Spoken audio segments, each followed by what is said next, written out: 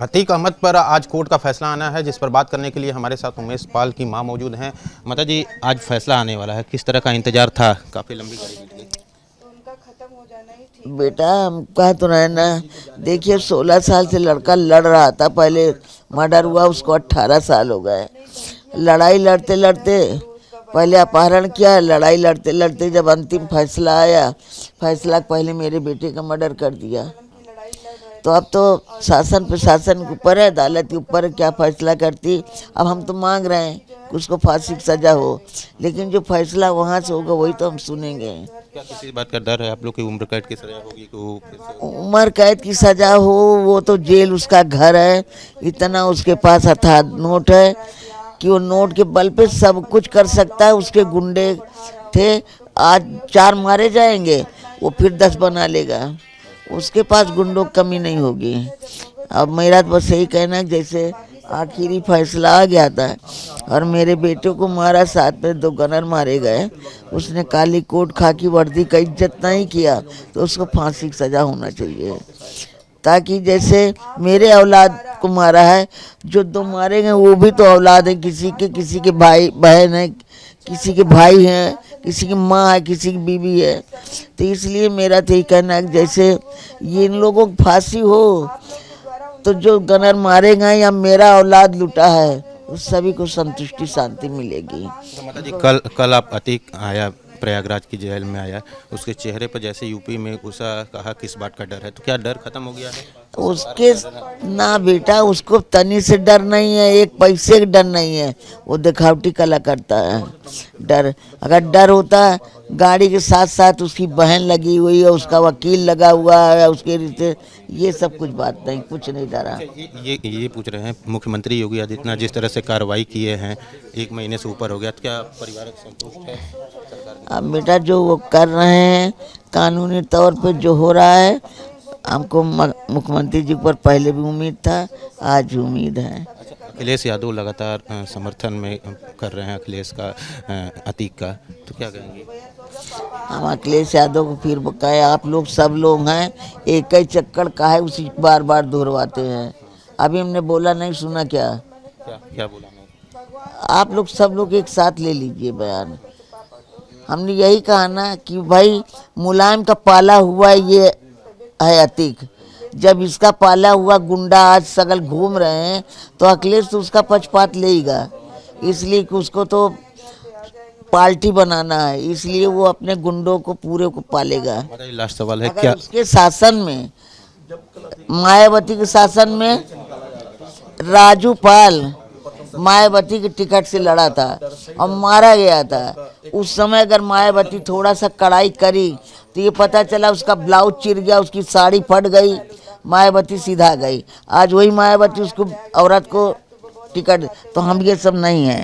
माता जी, लास्ट सवाल है, आज फैसला आने वाला है, क्या उम्मीद करें? मेरा फैसले पे एक निर्णय है कि मेरे बेटे को अपहरण किया था, वो केस चल रहा था, लास्ट में मेरे बेटे का मर्डर कर दिया, साथ में 2 सुरक्षाकर्मी मारे गए, इसलिए जो है तो इसको फांसी की सज़ा होना चाहिए। ये थी उमेश पाल की मां, जो सीधे कह रहे हैं कि कोर्ट का आज फैसला आना है, जिसका इंतजार उन्हें था, लेकिन कोर्ट आज उमेश अतीक अहमद को फांसी की सज़ा सुनाए, ये वो परिवार मांग कर रहा है।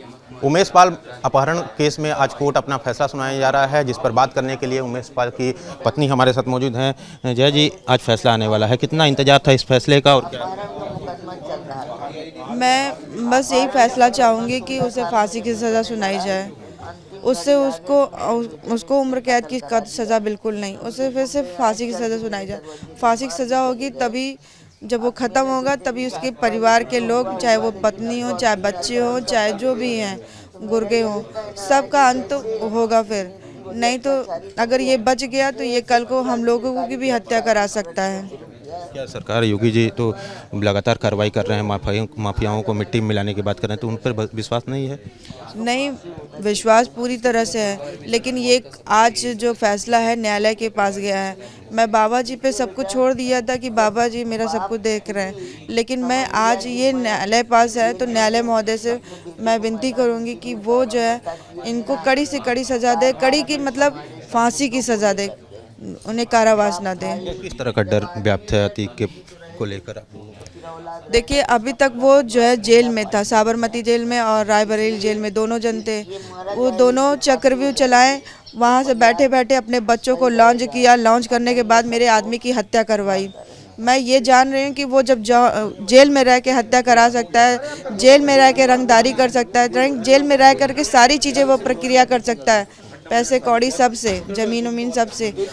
वो अपने अंडर में डॉक्टरों को भी रखता है, वो अपने अंडरों में सबको अंडर रखता है। तो मैं ये समझ रही हूँ जब तक उसका आतंक नहीं ख़त्म होगा तब तक वो ये चीज़ नहीं हो पाएगा। आज रिमांड भी पुलिस लेगी उमेश पाल हत्या मामले में, तो क्या लगता है कि रिमांड कितने दिन की हो, कैसे पूछताछ हो उसके खिलाफ? रिमांड वो जो भी होना होगा तो वो तो अपना लेंगे, लेकिन मैं बस यही अपील करूंगी, बार बार कहूंगी कि उस पे उन्हें फांसी की ही सज़ा सुनाई जाए। आप काफ़ी भावुक हो जा रहे हैं, क्या भावुक का फल भी है होना ये जायज़ भी है, लेकिन क्या हालात रहे इस बीते दिनों में? ये 1 महीना बीत गया भैया, मैं आज भी विश्वास नहीं कर पा रही हूँ कि मेरा आदमी मेरे पास नहीं है। मुझे ये लगता है कि वो मेरे पास ही है, लेकिन वो दिख नहीं रहे हैं, इसलिए जो क्या जब उमेश पाल जी आपसे पहले बता चुके थे कि कुछ उनको डर था पहले? नहीं, उन्होंने कभी ये नहीं बोला कि मुझे ये खतरा है या मुझे डर है, लेकिन वो हमेशा कागज़ पत्र इधर उधर भेजा करते थे सब जगह पे, तो उससे मुझे कुछ शंका होती थी कि इस तरह से घटना हो सकती थी, लेकिन आज ये नहीं पता था कि ये घटना इस तरह से अब हो जाएगी। लास्ट सवाल, सरकार से क्या उम्मीद है अतीक अहमद को लेकर? मैं बाबा जी से बस यही कहूँगी कि बाबा जी उन्हें छोड़िएगा नहीं, उनका आतंक खत्म करवाइएगा, चाहे जैसे भी। न्यायालय महोदय अगर उन्हें फांसी की सज़ा देते हैं ठीक है, और नहीं देते हैं तो उन्हें ख़त्म करवाना ज़रूरी है। ये थी उमेश पाल की पत्नी, जिनका साफ करना है कि कोर्ट उमेश पाल को फांसी की सज़ा से इससे कम मान्य नहीं होगा। इसके साथ साथ सरकार से भी ये गुजारिश की गई है कि सरकार द्वारा भी ठोस कदम अतीक अहमद पर उठाया जाए। कैमरामैन विशेष के साथ नवीन पांडे, एबीपी गंगा, वाराणसी।